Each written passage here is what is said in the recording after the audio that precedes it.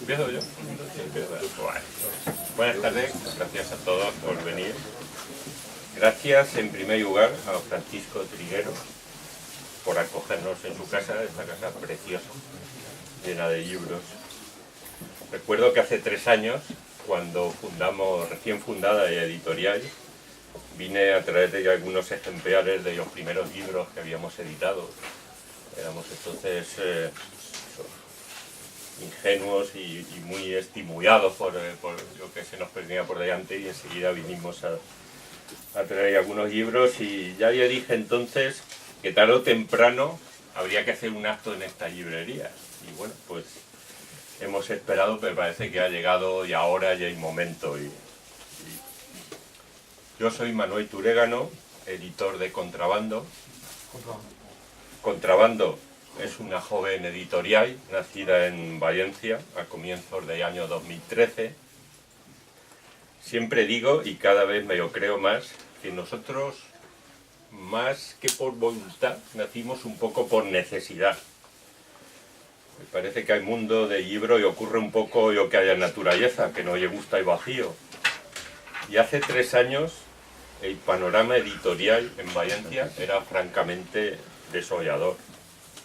Si quitamos media docena de editoriales con cierto relieve, o pretextos o bromera, todo lo demás prácticamente se había ido al garete. Nosotros por entonces tampoco éramos gran cosa, éramos los restos del naufragio de una empresa de artes gráficas en Valencia que ya había visto pasar hace bastante tiempo sus horas más gloriosas. Pero sabíamos hacer libros, y nos sobraba por otra parte el ingrediente esencial para toda actividad editorial, que es el amor, el cariño, la pasión y, por qué no decirlo, el vicio por la literatura. Al menos yo personalmente siempre he sufrido lo que Villa Matas llama el mal de Montano, es decir, soy un enfermo de literatura. Conocía entonces además a algunos autores de Valencia, sobre todo, que yo pensaba que era muy valioso que se fueran publicados, ¿no? Y claro, con el vacío editorial que había en ese momento, pues prácticamente era casi seguro que se iban a quedar en la cuneta. Así que dimos el paso. Esto no quiere decir que nuestra idea fuera exactamente crear una editorial valenciana, por así decirlo. Y aunque sí es cierto que prestamos una especial atención a los escritores de aquí, no nos ceñimos a ellos en absoluto. Como tampoco nos ceñimos solamente a escritores españoles. Yo al menos pertenezco a una generación de lectores, ya de los años 70, para quien escritores como Onetti o Rulfo o Vargas Llosa o Lezama Lima o Borges o García Márquez siempre han sido autores esenciales y lecturas básicas. Una editorial literaria en lengua española debe tener la ambición de abarcar todas las experiencias de esa lengua. Por eso desde el principio, y pese a las dificultades que conlleva para una editorial pequeña que encima no está ni en Madrid ni en Barcelona, poder acceder a textos de autores hispanoamericanos, la verdad es que hemos conseguido en este tiempo que prácticamente compaginar al 50% la edición de escritores españoles y de escritores hispanoamericanos. De la misma forma que vamos compaginando también la publicación de autores noveles, que no han aparecido hasta ahora, con autores que ya más consagrados, que sí tienen libros ya en el mercado, ¿no? Somos una editorial con un compromiso más literario que comercial. Y no es que tengamos nada en contra de vender libros, porque si no vendemos libros no podremos continuar siendo editorial, ¿no? Pero sí que tratamos de mantener un compromiso esencial con la literatura y no eludir el bulto. Corremos riesgos y editamos libros de calidad, aunque sepamos que no van a ser muy comerciales.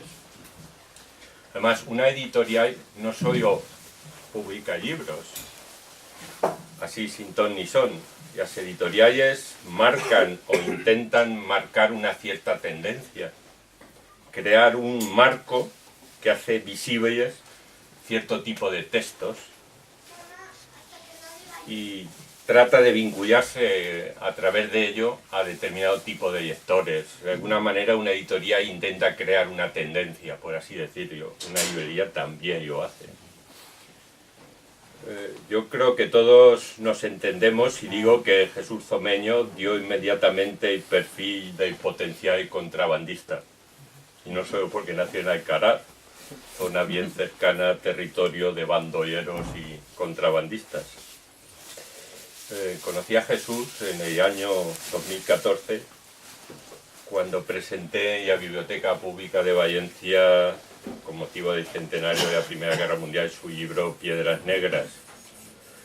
Porque estaba yo sentado allí en aquella mesa con él, cuando ni siquiera lo conocía. Es uno de esos hechos de azar que viene a demostrar que el azar es algo muy sobrevalorado. Pero esa es otra historia que ahora no toca contar.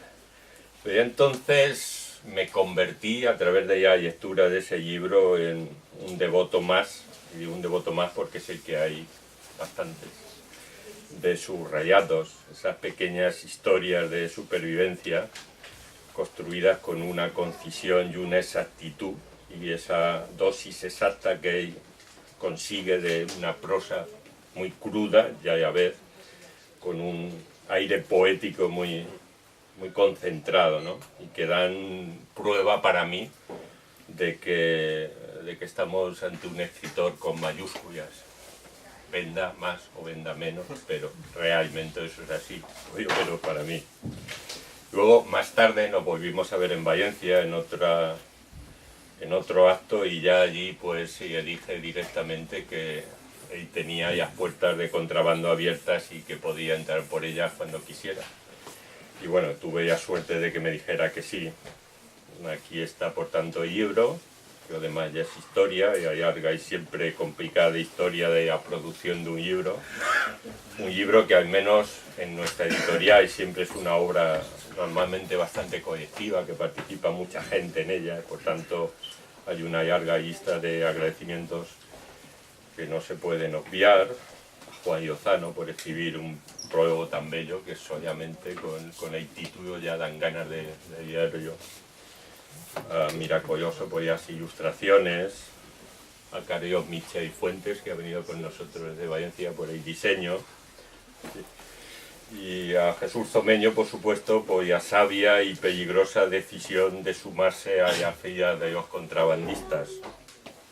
William Faulkner decía que a veces el buen arte puede proceder de rateros, contrabandistas o ladrones de caballos. Jesús, no está tan mal pertenecer a una de esas tres categorías. Gracias.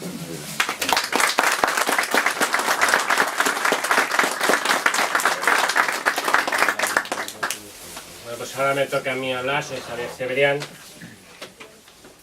y Jesús me pidió que hiciera la presentación de su libro, además diciendo que sería un honor para él, que no me estaba engañando. Bueno, pues aquí estoy. También es un honor para mí presentar el nuevo libro de Jesús. Jesús y yo nos conocemos, creo que desde siempre. Desde hace muchos años, incluso fue mi primer editor. No publiqué con él mi primer libro, pero sí fue mi primer editor, porque él publicó un libro de poemas, de una antología de inéditos que se llamó Humo que se va, que ahora es el título de mi poesía completa. Y también fue mi primer abogado defensor. Y me defendió contra la denuncia de unos policías locales. Aquí tenemos la prueba. Cosas de la juventud. Bueno, y vengo con, como podía ser menos, con una herida de guerra. Una guerra doméstica. Os puedo asegurar que los cantos de las puertas, los marcos, no se dejan atravesar. Y es mejor ir por casa con la luz encendida. Tengo mejor gracias a mi enfermera particular. Pero como decía, conozco a Jesús desde siempre, fue mi editor, y siempre hemos estado en este mundo de la publicación de libros y la escritura. Yo siempre lo he conocido como poeta, también como narrador, pero tenemos poéticas muy distintas, personalidades muy distintas, pero creo que los podemos llamar amigos desde hace muchos años. Jesús es una persona peculiar, una persona que puede llamar a engaño cuando lo conoces, que puede parecer un poco distante, pero no lo es en absoluto. Y con sus relatos y sus poemas se ve. Este libro, que es el tercero de su trilogía de la guerra, podríamos coincidir que es el tercero, pero quizá es el origen de la trilogía de la guerra. Es el libro originario de los otros dos. Y como dice Juan en su libro, creo que es su libro más acabado, el más personal, el más unitario también. Y habla del año 1916, que es el año más importante de la Primera Guerra Mundial, y habla de la Primera Guerra Mundial, que es conocida como la guerra que cambió el mundo. La Segunda Guerra Mundial fue una guerra que provocó más muertes, más destrucción, más impacto, pero fue la Primera Guerra Mundial la que cambió nuestra idea del mundo. Podríamos acudir a citas de mucha gente, pero en mi opinión la Primera Guerra Mundial es la que marca el devenir de los tiempos en los que estamos. Es quizá el final del colonialismo, pero también el reparto obtuso de Europa, y eso provocó la Segunda Guerra Mundial porque se cerraron mal las cicatrices, y la Segunda Guerra Mundial provocó lo que vino después, que fue la Guerra Fría y lo que estamos ahora, que es el capitalismo. Todo ello viene provocado por la Primera Guerra Mundial, que es una guerra que enfrenta como la misma palabra dice, a dos frentes ideológicos. Pero yo creo que lo importante de este libro y de los libros de Jesús no es la guerra. No son relatos de guerra. Son una auscultación de la condición humana. En sus relatos Jesús incluso puede parecer que banaliza el sufrimiento o banaliza la muerte. Lo puede convertir en parodia, en esperpento, en algo grotesco, a fuerza de ser repetido. Convive tanto con la muerte que lo convierte en habitual. Y cuando la muerte es habitual, cuando el sufrimiento es habitual, cuando el miedo es habitual, el hombre lo que intenta es sobrevivir. Y tenemos una gama extensa en los tres libros, Cerillas Mojadas, Piedras Negras y de este pan y esta guerra, de supervivientes. Casi todos ellos terminan muriendo. Casi todos los protagonistas, pero son supervivientes y les ha tocado vivir una época que no les corresponde, unas cosas que no les corresponde al ser humano. No le corresponde al ser humano estar en una trinchera, ver caer la cabeza de un compañero, que le envíen un queso y se aferre a ese queso para no perderlo en la batalla, que utilice la mascarilla de gas para guardar el queso, la funda de la mascarilla y eso provoque su muerte, y su último pensamiento sea gracias a Dios me ha traído este queso para que mi último pensamiento sea el propio queso. Son relatos, como ha dicho el editor, que no son narrativos. O sea, vamos a ver, a mí algo que me sorprende muy mucho es que alguien sea capaz de narrar. Desde mi punto de vista poético lo veo tan difícil narrar, contar historias, pero creo que Jesús no nos cuenta historias, nos mete en ellas, nos introduce en la historia. Yo no sé cómo lo hace, es algo que he querido siempre preguntarle, cómo se documenta, porque tiene que documentarse, porque es que parece que haya estado pegando tiros y matando gente en las trincheras. Parece que haya estado allí, no sé cómo se ha documentado, si viendo películas, si leyendo, pero cuando he leído sus relatos he estado dentro de la trinchera, lo he pasado como el copón, cuando he estado leyendo sus, lo paso fatal. Porque yo tengo una relación con la guerra, a mí me perturba mucho. Yo recuerdo de pequeño que mis pesadillas eran que yo no quería ir a la guerra. Me despertaba llorando, de las pocas veces que lloro, era de pequeño. Y era porque no quería ir a la guerra. Y siempre que he visto películas de guerra me sobreviene el miedo, me impresiona. Cuando hice la mili me pasaba lo mismo. A mí me hacían pegarle tiros a gente que no existía. El enemigo está allí. Yo puedo disparar. Tuve que matar a una vaca. Porque era un buen tirador de ametralladora y me hicieron matar a una vaca que se había escapado. Pero yo no veía al enemigo por ningún lado y no podía comprender qué podía llevar a un hombre a estar pegando tiros matando a otros hombres. ¿Y qué preponderancia tenían esos supuestos mandos sobre mí, sobre mi madre, sobre mi padre, sobre mis hermanos, para tenerme separado, formando para matar? Y seguía sintiendo ese terror de la guerra. Pues cuando he vuelto a leer los relatos de Jesús, cuando los leí por primera vez y ahora que los he vuelto a leer, me he perturbado de la misma manera. Yo soy bastante perturbado, pero que me he perturbado más. Porque es impresionante. Yo creo que hay 10, 12 relatos que la palabra que exige es magistral. No es por dorar en la píldora, yo no suelo dorar en la píldora. Esa capacidad narrativa dentro de lo lírico, porque más que relatos, como he dicho, no cuentas, sino que expone situaciones, te hace vivir las situaciones, la desesperación, o como ese relato en el hospital, que están esos niños que van a morir, los tienen cara a la pared.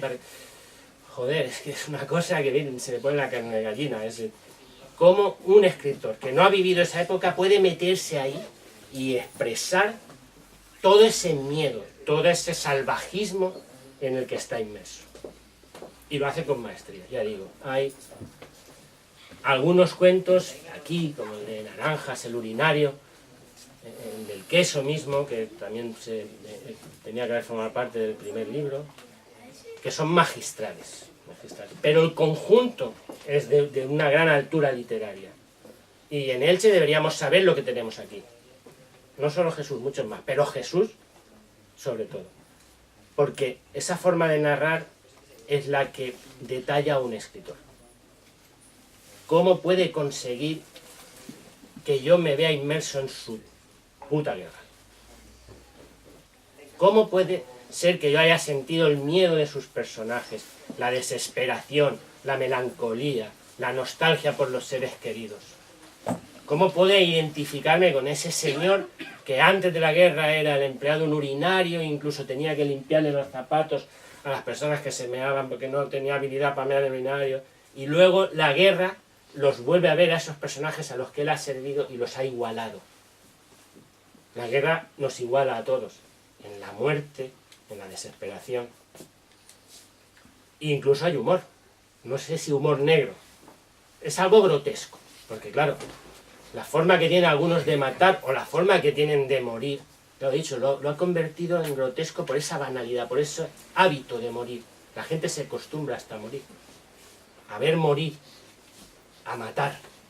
No impresiona ver a un soldado enemigo que no es tu enemigo, que no lo conoces, desgarrado, el estómago con las vísceras fuera y con una mueca en la que se está muriendo. Lo ven como algo habitual. Esos soldados que nos relata, que nos describe Domenio, lo ve como algo habitual. Y eso es lo que perturba. Eso es la magia de la literatura. Y lo menos importante es la guerra. Es una situación límite en la que está el ser humano. Y nos relata la condición humana de casi todos nosotros, cobarde, heroica por cobardía. Heroica por cobardía. La mayoría de los héroes lo son por ser cobardes, por intentar salvarse. El menosprecio a la vida del otro, ya sea tú, compañero de filas, o sea el enemigo, porque a veces los odios son más fuertes hacia tus propios compañeros con los que estás viviendo en la trinchera que contra el enemigo al que no conoces. Esa abdicación ante los mandos que no se sabe por qué. ¿Por qué tengo yo que ir a matar? Porque este señor dice, vamos a matar. Y en una guerra como la Primera Guerra Mundial, que casi todos los frentes se basaban en trincheras. Era como juegos, pues ahora toca asalto, y lo sabían las dos trincheras. Y sabías que si tenías que salir al asalto eras carne de cañón. O caías en las alambradas o caías con los primeros tiros. Para mí, ya lo digo, es un honor haber presentado este libro, que además de conmover, me perturba, y vuelvo a insistir en que la guerra es lo de menos, lo demás es el ser humano. Y con precisión de cirujano, como con un bisturí, Jesús lo abre en canal y nos muestra al ser humano en una situación crítica, límite y de desesperación. Y ya lo digo, no es un libro de guerra. Muchas gracias.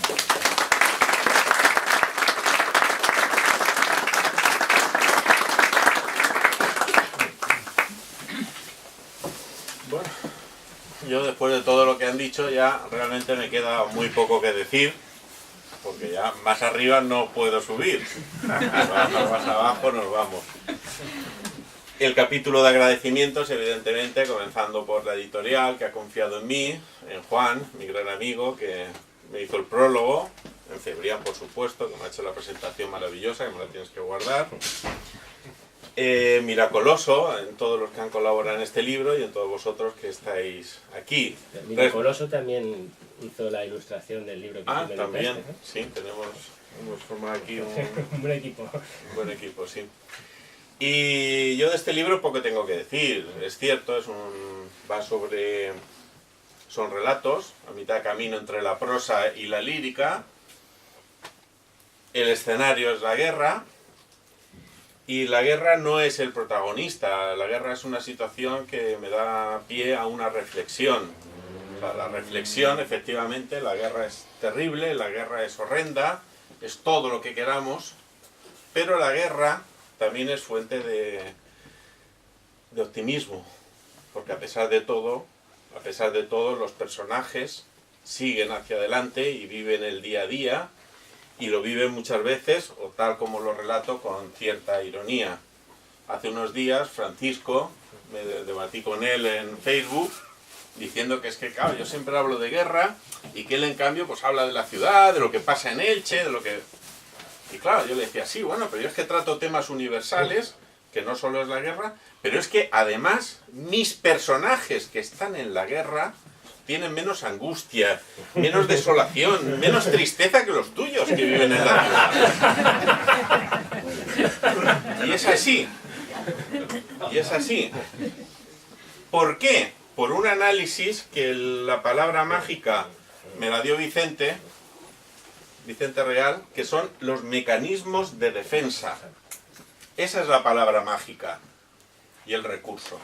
Ante una situación, por muy mala que esté, el ser humano siempre crea un mecanismo de defensa, que puede ser una ficción, o puede ser un truco, o puede ser no solo, bueno, asumirlo, pero no se trata de que lo asuma la guerra, asume el horror, sino que se crea un mecanismo de defensa frente a lo que ve. En el relato, por ejemplo, en el relato de una ciudad en la India, se va compaginando, cuando hay un ataque, una persona de que ve de que vienen los alemanes y está matando. Entonces, según los va matando, él va hilvanando eso con unos recuerdos líricos de la India, de cuando él hizo un viaje a la India. Además, empieza con una frase muy buena, y es que yo vi una ciudad en la India y supe que alguna vez moriría allí, en la India. Y como alguna vez moriré en la India, aquí, en la guerra, sé que soy inmortal. Esa reflexión, pero bueno, fue casualidad, pero me conmueve. Pero en esos mecanismos de defensa, este es un ejemplo muy claro en el texto de cómo el ser humano crea esos mecanismos de defensa. Dice el texto al final: los alemanes huyen y les disparamos por la espalda. Ninguno de ellos mira hacia atrás, ninguno se apiada. Así pasaba el tren a Bombay, atiborrado de pasajeros sobre el techo de los vagones. Algunos caían en la curva y los otros seguían viaje, riéndose a carcajadas, para fingir que 2 costillas rotas no son nada, como para tener que bajarse a ayudarles. A más fuerte fuera el dolor y más sangraran las heridas, más fuertes tenían que ser las carcajadas de los que querían no darse cuenta. En la India hay una ciudad donde espera mi muerte. El lugar no está en los planos para que todo se olvide cuando yo muera. Ajenas al olvido del que forman parte, rodeado de libélulas, las mujeres estarán bañándose en la orilla. La corriente del Ganges ha traído hasta aquí cientos de muertos flotando. Algunos cadáveres gritan porque no comprenden que sus heridas no tienen remedio. Capaces de cualquier cosa, solo la belleza nos redime, y a ello nos aferramos por encima de todo. Nos aferramos a la belleza para que nos distraiga del horror que vivimos. Este pensamiento de los mecanismos de defensa, este truco de los mecanismos de defensa, es algo que a mí me sorprendió cuando reflexioné sobre esta circunstancia, y en el fondo, a lo largo de todos estos relatos, en la mayoría de ellos van articulando mecanismos de defensa, incluso con el tema del queso, que es un relato que está basado en que uno, antes del ataque, la víspera, como dice Carlos, recibe un queso.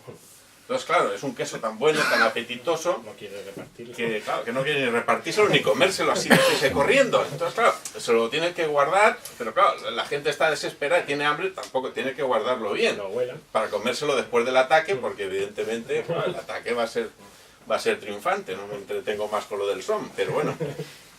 Y entonces, claro, bueno, pues yo esto me lo guardo y mañana pues salimos, conquistamos y a las 4 horas ya hemos ganado el terreno y yo me como el queso. Y a partir de ahí el hombre efectivamente empieza a obsesionarse. Empieza a obsesionarse y está todo el día dándole vueltas y toda la noche que no duerme. De cómo guardar el queso, que no se lo pillen, como tal, las hormigas, si duerme mal, si no sé qué. Y al día siguiente, ya a punto de salir, efectivamente más aún, de que si se lo guarda bajo el capote, que si le hace bulto, que si ahora me lo cambio la máscara de gas, que si este me está mirando, este se da cuenta, a ver si huele. Y eso es. ¿Y qué pasa a continuación? Efectivamente, suenan los silbatos, sube la escalinata, da 10, 20 pasos y lo matan. Y los enfermeros, cuando lo llevan al hospital, cuando está muriéndose, no entienden lo que dice. Y lo que viene a decir efectivamente es eso. Gracias, Dios mío, por el queso, porque en la víspera del ataque me hizo pensar en otra cosa, para no angustiarse. Y efectivamente no se comió el queso, pero ese último día no vivió la angustia de la guerra ni de la muerte. Vivió pensando en su queso, con lo cual, en definitiva, ese mecanismo de defensa le alivió. Por eso digo que estos relatos tienen cierto optimismo, pero es que es más, por primera vez he dado un paso dentro de ese heroísmo. Y en este libro, además, a veces, entre comillas y con humor, la guerra se convierte en un mecanismo de defensa frente a la paz. Y esto ocurre por distintos motivos. En el relato de Viena se anochece, la guerra se convierte en un refugio para el personaje frente a una relación tóxica con su amante, que es una mujer bipolar, que todo siempre le está llamando la atención, todo lo haces mal, esto así no, esto tal, van a visitar la tumba del padre de él, y en el tranvía oyen una conversación que a ella le deprime, y entonces, no, vámonos a casa, que ya no tengo ganas, y entonces él se deja llevar, van al teatro, le llaman la atención, entonces ella se aparta y él se queda humillado. O sea, es la típica relación tóxica en la cual la mujer con trastorno para aquí, para allá, van a ver a un amigo, el amigo está enfermo, no, es que está durmiendo, sale, tu amigo, es que no sé qué barbaridad. Y entonces, al final el cuento, efectivamente, con cierta ironía, y por eso digo que la guerra se convierte en un mecanismo de defensa frente a la paz, viene a decir, porque el libro, el relato en definitiva, es una larga carta de desencuentro, de despedida. Dice, el miedo nos hizo culpables y la culpa nos hizo libres. Haga lo que haga, contigo siempre me equivoco y me hace sentir culpable sin remedio. La culpa es inevitable y no la consecuencia de mis decisiones. Pero eso me aventaja aquí, en la guerra, porque ahora no me supone un problema la crueldad de las órdenes, ni la trascendencia de mis errores. Me dejo llevar. Es sencillo degollar a un niño con uniforme ruso, u ordenar que le echen más agua a la sopa de los húngaros, hasta verles retorcerse de hambre. Es sencillo ser un buen soldado. No tengo alternativa, porque tú me enseñaste que soy culpable, que también sería culpable si hiciese lo contrario. Soy el buen soldado en el que me has convertido. Perdí la seguridad en mi criterio y luego perdí la autoestima. Obedezco órdenes. Ahora la guerra es sencilla para mí. Por eso ya no te necesito más. En este caso, efectivamente, que es la visión optimista y irónica de la guerra como mecanismo en el cual el ser humano, te das cuenta que desarrolla esos mecanismos de defensa, estés lo que estés, siempre desarrollas unos mecanismos de defensa y, irónicamente, también la propia guerra se convierte en un mecanismo de defensa frente a la vida. Uno de los relatos bueno, más simbólicos en este sentido efectivamente es el urinario. El urinario es del empleado de un urinario de Dublín, que entonces te va contando de que él era con orgullo, de que él está en la guerra y que él efectivamente la cuenta Carlos, de que él pues te va contando sus clientes, porque te lo hago con orgullo, él se siente orgullo de haber trabajado donde trabajó, te va hablando de sus clientes con cariño, son clientes que llegan y están orinando, entonces toda esa estructura que a lo mejor nos podría repeler, pero aún así él, pues el hombre tiene, además siempre una visión, como dice Carlos, cariñosa, incluso el que no llega, y entonces el hombre pues tiene que limpiarle los zapatos porque tiene un problema, que después en la guerra lo ve como muy triste, abatido, después el soberbio, pero todos, digamos, desde su posición de subordinada siempre tiene una visión cariñosa de sus clientes, porque él se siente orgulloso y bien instalado. Y por eso termina el cuento diciendo que en la guerra se ha llevado el plato de las propinas, porque siempre agradece de la vida lo que pueda darle. Esa posiblemente sea la gran conclusión. Por lo demás del libro, el libro lo he escrito pues porque me gusta escribir, me apasionan las cosas y me lo paso bien. Secretos, pues muchas cosas. Detalles que quiera compartir o que pueda compartir, pues el relato del queso. El relato del queso tiene un pequeño misterio o secreto, y es que García Márquez, cuando escribió 100 años de soledad, dijo de que lo había intentado escribir varias veces, pero que no le salía. Hasta que al final fingió o simuló de que era su abuela la que se lo iba dictando. Su abuela, con acento indígena.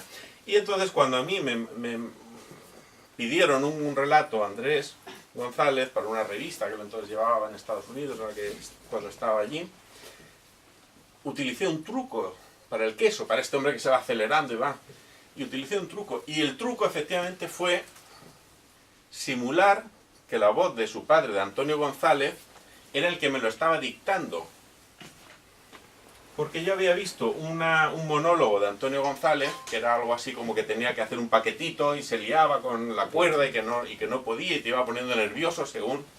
Eso era el monólogo. Y yo, acordándome de esto, uní las dos cosas, y si leéis el relato, imaginaros o sentir la voz de Antonio González dictándolo, porque realmente es la voz de Antonio González, el actor que me va dictando este cuento, según lo escribo es lo que yo estoy viendo en el escenario, Antonio González.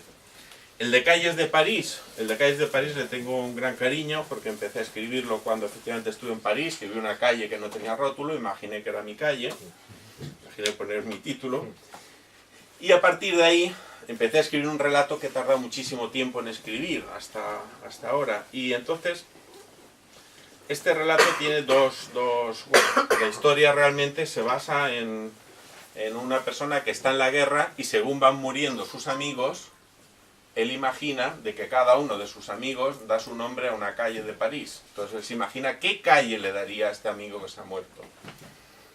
Y después resulta que porque él, efectivamente, mezclando la nostalgia del recuerdo de los amigos, resulta que es que él es cartero y lo que se imagina cuando llegue la paz, el ser cartero y recorrer esas calles con los nombres de sus amigos, repartiendo. Pero tiene un pequeño detalle, y es que cuando ibas los soldados iban al hospital y los que morían en el hospital los enterraban igual que en los campos, y al término de la guerra se los llevaban. Iban la familia y se los llevaban. Y hay un pequeño cementerio en un pueblo que es Condrieu, en Francia, donde después de la guerra quedaron 8 tumbas con 8 soldados. Esos 8 soldados son los que he recuperado, el nombre de esos 8 son los que he recuperado para este cuento de las calles de París. Y no los ha reclamado nadie. no los ha reclamado. Hay uno de que la madre los visita, que es uno el que habla de la madre, pero los demás no. Los demás son tumbas que quedaron y que nadie los reclamó hasta que los hemos traído al cuento. Y ya está, simplemente después la escalera. La escalera posiblemente es uno de los relatos que más me ha costado escribir. Es uno de los relatos que ya más me ha costado escribir, porque lo imaginé hace mucho tiempo, pero siempre me ha resultado muy difícil explicar lo que yo quería decir con este de la escalera. Hasta que al final posiblemente, no sé si salió o no salió, pero bueno, al final le di esta forma. La escalera parte de dos ideas, y es que la felicidad, como decía Punset, la felicidad es la ausencia de miedo, no tener miedo es ser feliz. Y después otro detalle es la importancia de los detalles. La importancia de los detalles. Hace unos días un amigo que sufrió un infarto después hablaba de las sensaciones extraordinarias que sentía por primera vez cuando se duchaba. Una ducha tranquila, algo que a nosotros nos da igual, que encima allí siempre llegamos tarde, el calentador nunca va o se nos va a acabar la... Esa sensación, después de haber tenido un susto, él la veía como algo impresionante. Y es lo que muchas veces no nos damos cuenta. ¿De qué habla este relato? Pues este relato habla de un soldado que cuando le dan una semana de permiso, y esa es otra historia, ¿no? La desafección de los soldados cuando llegan a casa. O sea, cuando llegan a casa realmente nunca se sentían... No vuelven a casa. Es que realmente llegaban a casa y se sentían extraños, todo el mundo era extraño, o sea, realmente en toda la literatura, en la mayoría de la literatura de la Primera Guerra Mundial, el soldado que iba de permiso a casas incluso se volvía antes de tiempo, porque no se identificaba. O sea, los soldados, una cosa que aquí en este libro no habla, pero que era muy común, de los soldados en la primera y en todos, es la camaradería entre ellos. O sea, el mundo cambia. Entonces tu vida se convierte en el soldado que tienes al lado. Esa tontería de, hombre, yo me fío del hombre que me cubre la espalda, yo le cubro la espalda y eso es la guerra, mis amigos, ese es mi mundo. Esa tontería de las películas es real. Pero no es real por bravuconería, no es real porque estamos en una película. Es real porque el ser humano se agarra a eso. Humanamente se agarra al que tiene al lado. Y entonces se crea un vínculo que va más allá de la patria, va más allá de todo. Hay una película muy tonta, que es la de Black Hawk Derribado, que los dice al final, dice, no voy ni por la patria ni por tal, voy por los compañeros. Eso que es una tontería, una chulería americana, todo lo que tú quieras, es real. El problema es que eso es real. Y los soldados, cuando los sacabas de la trinchera y los mandabas a casa, no se sentían bien. Y tenían, algunos incluso se volvían antes a la guerra y se iban con club de veteranos y no resistían el estar en casa con una madre que les daba unas patatas o que le daba un bizcocho o que le decía, nene, qué flaquito estás. O sea, no lo soportaban, porque todo eso solo se sentían bien con sus iguales. Posiblemente por todo el horror que vivían, solo se sentían seguros con otro que hubiera vivido el mismo horror. Lo que quieras, pero eso es real. Entonces, volviendo a terminar con mi relato, que es lo que íbamos, este soldado realmente, sin esa necesidad de volver a casa, se encuentra con una escalera, y en esta escalera confluyen las dos cosas. Uno, la ausencia de miedo, porque ni le van a bombardear, y falta de miedo, porque no tiene la obligación de hacer nada, ni ninguna responsabilidad, puede subir, puede bajar, no pasa nada. Y a la vez el aprecio por los detalles, que es esa libertad, pues posibilidad de subir y bajar. Es un relato que me costó mucho escribir y que en definitiva no deja de ser una visión poética. Y para que voy a leer un fragmento y espero que se haya podido entender lo que quería decir.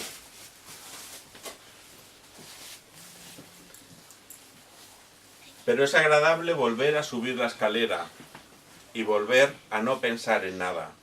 es solo esfuerzo físico, concentrado en un fin sin memoria. En la guerra corríamos para que nuestras cabezas no explotasen, como las burbujas en la olla de Marcus. Pero aquí es distinto, porque nadie te va a matar por subir o bajar una escalera. Esta escalera no conduce a ningún lugar. Nada en ella tiene trascendencia. Los peldaños, además, están ordenados con un principio y un final, pero puedes cambiar el curso y bajar, y después subir o seguir bajando. Incluso detenerte o subir un poco. Los errores se corrigen para vivir sin remordimientos. Esa importancia definitiva del soldado que se siente identificado, libre y sin miedo en esa escalera, es un poco la idea del libro, lo que quiero reflejar, de que a pesar de todo, el ser humano desarrolla unos mecanismos de defensa y por eso este libro, si os acercáis a él, este libro, desde esa perspectiva lírica, de análisis, es posiblemente mucho más optimista de lo que pudiera en apariencia provocar rechazo, es decir, es que, como decía Francisco, es que es de la guerra, es que pues posiblemente hay más optimismo y más humanidad y despierta más, generalizando esa fe en el ser humano, mucho más que a lo mejor si hablábamos de cosas más concretas. Por ello, muchas gracias a todos y si os acercáis, espero que